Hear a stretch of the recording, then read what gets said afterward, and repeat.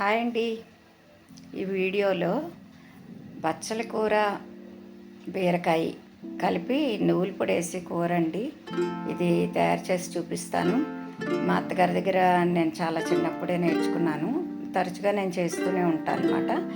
ఈ కాలంలో ఎవరు ఈ కాంబినేషన్ చేయట్లేదు, కానీ దీనిలో మినరల్స్ కానీ నువ్వుల పొడిలో ఉన్న కాల్షియం కానీ ఆకుకూరలో బోల్డ్ రకాల విటమిన్స్ మినరల్స్ అన్నీ ఉంటాయి కదా. మరి బీరకాయలో ఫైబర్ అది ఎక్కువగా ఉంటుంది. ఇవన్నీ కలిపి ఒక కాంబినేషన్తో మనం కర్రీ చేసినప్పుడు అది మన ఆరోగ్యానికి చాలా మంచిది. అందరూ ట్రై చేసి ఎలా వచ్చిందో, బాగుందా లేదా ఇవన్నీ నాకు కమెంట్లో చెప్పండి. కొంచెం ఆయిల్ వేడయ్యాక శనగపప్పు, మినప్పప్పు, కొంచెం ఆవాలు, ఇంకా ఎండుమిరపకాయలు ఇవి పోపు వేయించుకోవాలి. ఫస్ట్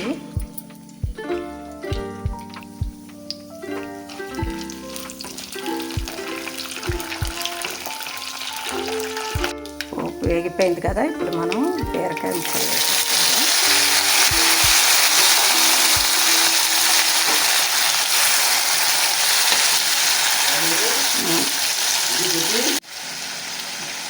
ఈ బీరకాయలో ఇప్పుడు కొంచెం పసుపు, కూరకు సరిపడా ఉప్పు. మనం ఇందులో నువ్వుల పొడి వేస్తాము, అందులో కొంచెం ఉప్పు ఉంది కట్ అయితే చూసుకొని ఉప్పు వేసుకోవాలి. మళ్ళీ ఎక్కువ అయిపోతే బాగుండదు కూర కదా. అయితే ఈ పచ్చల కూర, ఈ బీరకాయ ఇవన్నీ ఏంటంటే మనకి మినరల్స్, విటమిన్స్, బీరకాయలో ఉండే ఫైబర్ ఇవన్నీ మన ఆరోగ్యానికి చాలా మంచిదన్నమాట. ముఖ్యంగా కొంచెం వయసు అయిపోతున్న వాళ్ళకి ఇలాంటి కూరలు తినడం వల్ల చాలా ఆరోగ్యం.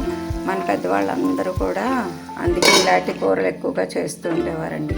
ఇప్పుడు అందరూ కూడా ఏదో పోపుని వేసామా, కూర మగ్గించామా, కారం ఉప్పు వేసామా అన్నట్టే ఉన్నాయి. అందుకనే ఇలాంటి వెరైటీ కూరలు చేసుకుంటూ ఉంటే రుచికి రుచి. బీరకాయ చక్కగా మగ్గిపోయింది చూసారా.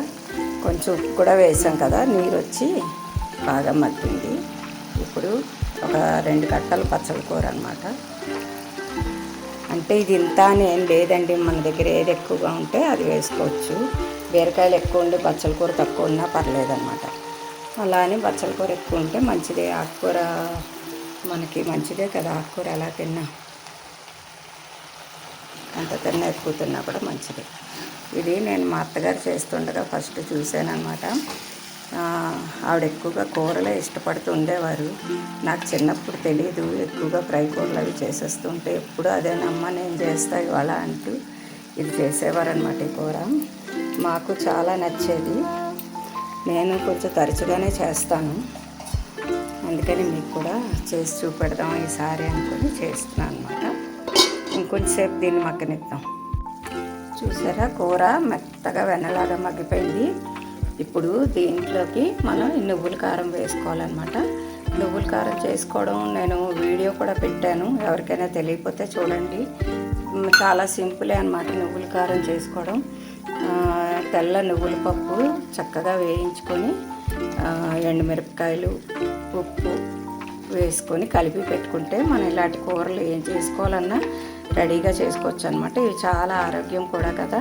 నువ్వుల పప్పు నేను అందరికీ చెప్తుంటాను, చాలా కాల్షియం ఎక్కువ ఉంటుంది, ఇది ఫైబర్ ఉంటుంది. అందువల్ల ఇది వాడటం చాలా మంచిదన్నమాట. నడుము నొప్పులు ఇలాంటి ప్రాబ్లమ్స్ ఏమీ రాకుండా ఉంటాయి. అందుకని అంతే, కూర అయిపోయింది. ఇంకొక 2 నిమిషాల నుంచి ఆపేసి డిష్ అవుట్ చేసేసుకుంటే మనకి బీరకాయ బచ్చల కూర, నువ్వుల పొడి వేసిన కూర రెడీ అయిపోతుంది. Thank you for watching.